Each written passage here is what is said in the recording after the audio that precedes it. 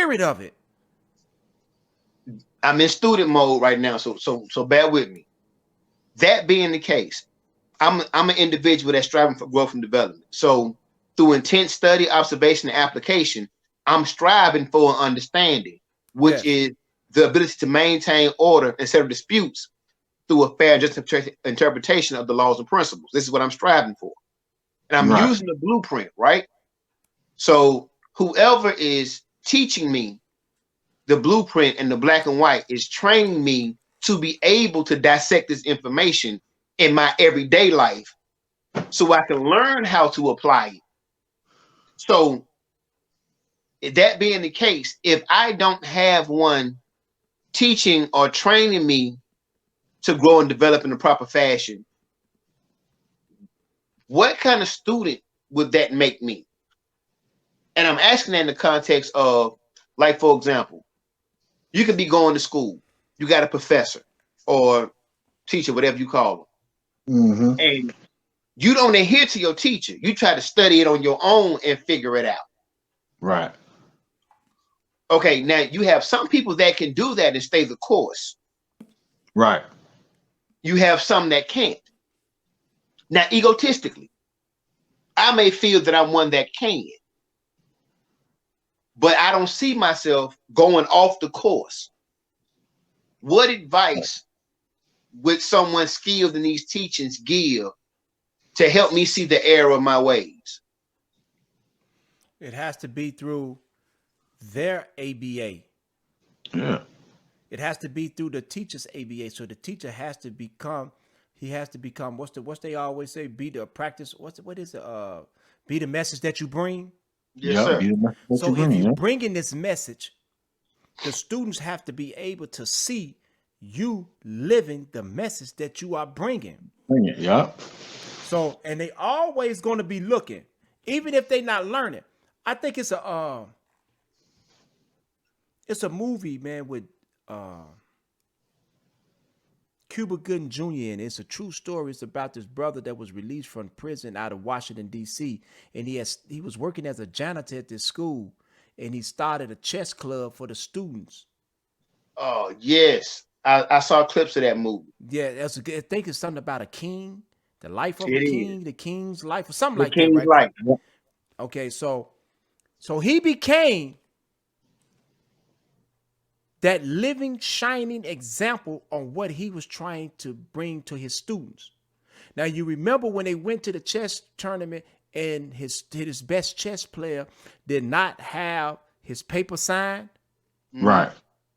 And you see how they tried to cheat, and Cuba Gooding Jr. wouldn't allow it to happen? He said, no, we was wrong. Yep. We got caught. We was wrong. We just got to do right. We got to do better. Yep. That's the integrity and dignity. That's that integrity and dignity, man. Yep. That's what it's about, bro. Being fair and righteous all the way around the board to all your brothers and sisters. I don't see my brothers and sisters as my enemy. Yeah. You're not my enemy. That will go back to the definition of the word love in accordance to the black and white.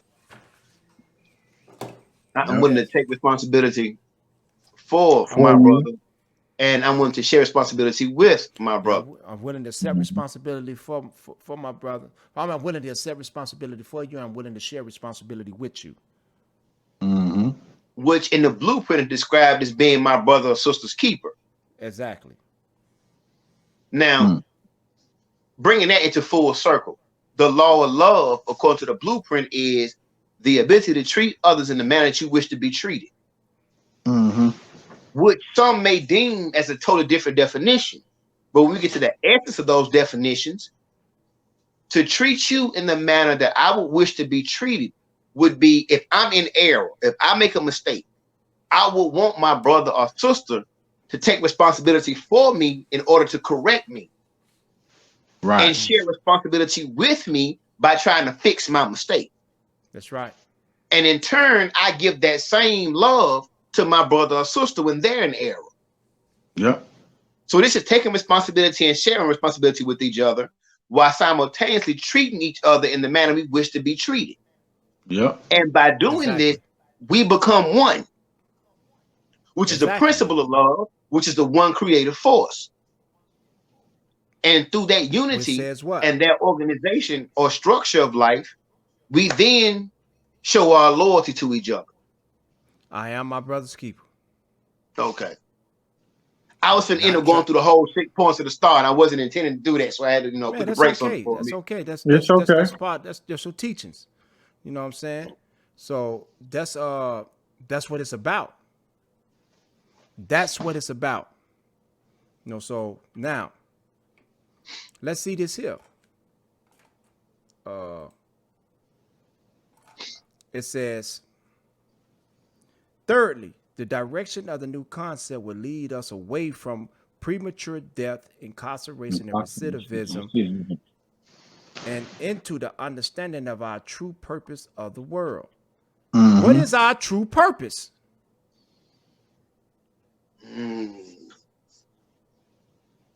What's Well- our true purpose? Well, I need 2 words. Growth and development. That's it. That's what it's about. Growth and development. That's our true purpose in this world.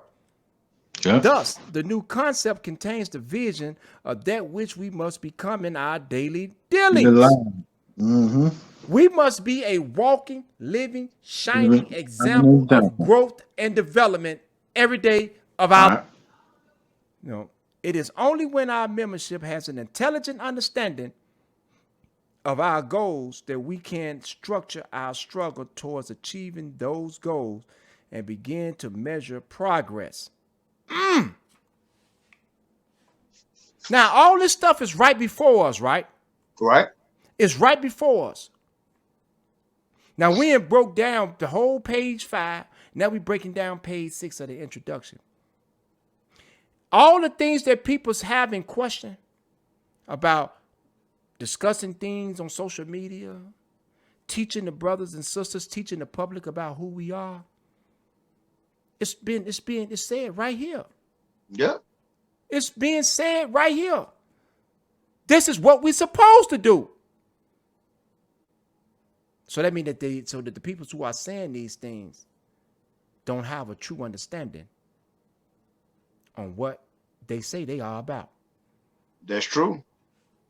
So they need to be in the classroom. Definitely. They need to be studying. They need to be watching this video and all the videos that came before. Because all those led to this one. Yes, sir.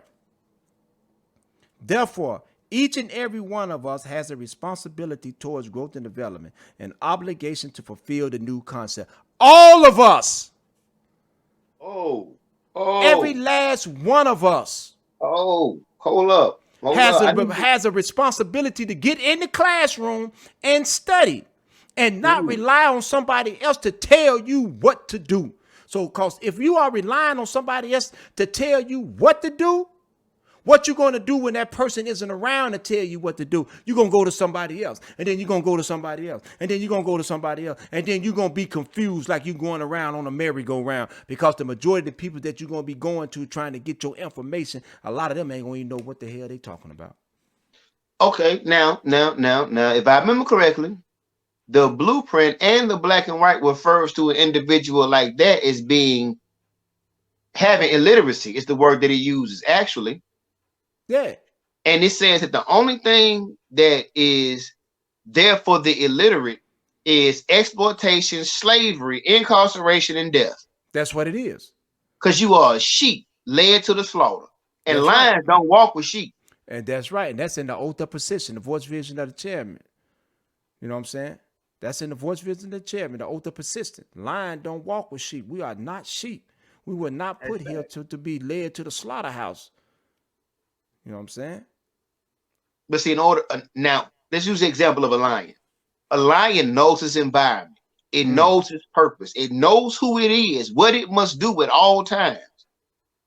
It's referred to as the king of the jungle. That's what it's referred to as. Mm-hmm. And it's referred to is referred to as the king of the jungle, not because of his size or his stature, but how well it governs its environment. because it knows who it is and what its purpose is in that environment. So if you put that in human form, shouldn't we be that lion? Yes, sir. And that's what the voice vision say. Indeed. Then the voice vision say that we are lions. Yes, Yep. sir. All right, then. I'm with you on that. Although this book was written in prison, it is not about prison. Yep. This book was written in prison, but it's not about prison. So this book was written in prison, but it's about out here. Yep. So peoples was being prepared in prison to come out here, right? That's right. Yep. Okay, so let me see something. I just want to make sure that I'm right on this here now. I don't want to say that I'm wrong, but it says this here. We're gonna go back up here to the first paragraph in the preface. It says, our leadership feel that we must take advantage of our imprisonment. We must learn what's necessary to be a productive and disciplined organization while we are confined. If we are successful here in this inferior situation, there's no limitation on our potentials in the outside world. Yep. So the prison system became a training ground. That's what it was about. It was a training ground. Yep. It wasn't about prison. The new concept was teaching us and training us to come out here to live our lives in a positive and productive manner. Yep. Okay. It became a school of thought. TP, you struck something right there when you said that, right? Because if the prison became a training ground, and we know, because I've been incarcerated, you don't have the same luxuries in prison that you have on the streets. So a lot of material things you can't deal with in the same realm when you're incarcerated. So that means the literature, the black and white, the blueprint, as we know, which is written inside of prison, all that was addressing a mentality within the people, not necessarily the material of the people, but the mentality of the people that dealt with the material. This is And why. Okay, go. Go ahead. No, because No. I'm looking at in that same section you were reading in the blueprint. It talks about the tough guy mentality, the know-it-all mentality, and the Mr. Important mentality. Yeah. And how these mentalities are a prison within the individual that confines their actions, behavior, and attitude to a specific realm of negativism. Right. So, like I said, it's my brain going somewhere, and I don't want to jump too far ahead, but I see something coming up. So, Okay, I'm gonna yield the floor right now. Now let's go back to this. Let's go back to the blueprint. It says it is about freedom, true freedom. This book is about the deep longing, the deep urging of all peoples have to be free. That all peoples have to be free. It is about their universal desire to grow and develop into something or someone worthy of high recognition. So it was taking us to a higher level of thought, a higher level of living, a higher level of the universal laws of existence. It was bringing us into that. That's what it's about. So Then, that's why I'm not gonna say that's why. That gives me insight to a deeper meaning in the creed, where it says beyond boundaries without measures.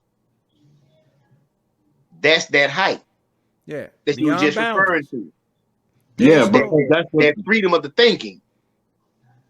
Yeah, Yes. because it's saying that we won't have any limitations. Exactly.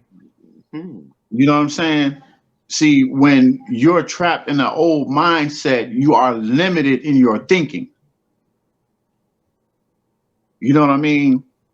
The blueprint talks about an intellectual revolution. You can't evolve or, you know what I'm saying, change your way of thinking if you're trapped in an old mindset. That's right. You know what I mean? See, in order to be in order to have a transformation or take on a new tone of thought, your thinking habits has to begin to change, or in other words, evolve. Yes. You got to go to an evolutionary standard. You know what I'm saying? Because you got to remember, understanding is the plateau. It is the pinnacle It's the crowning of principles all of our our. principles. That's right. It brings us full circle. Yeah. It brings us, because you know what I'm saying, when you think about organization, right? When you think about the 6-point stance, it talks about the 360 cycle circle Mm-hmm. of organization.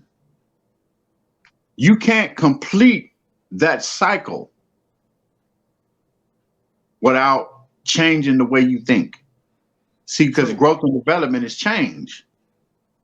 That's right. You cannot remain the same. It's a constant change. Yeah. Now watch this here. The next paragraph. It says, yet, because we are caught in a fast changing society, changing society, Mm-hmm. yesterday dreams and aspirations have become further and further away.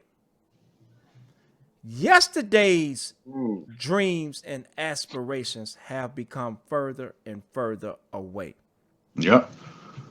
It is now just a struggle to stay in the race because everything is moving so fast. It says, however, progress is being made.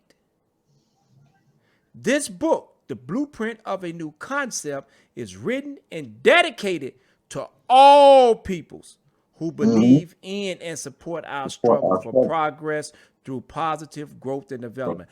All people, not a small section of people, not the peoples that's a part of the organization, not this group. All peoples who believes in this. Mm-hmm.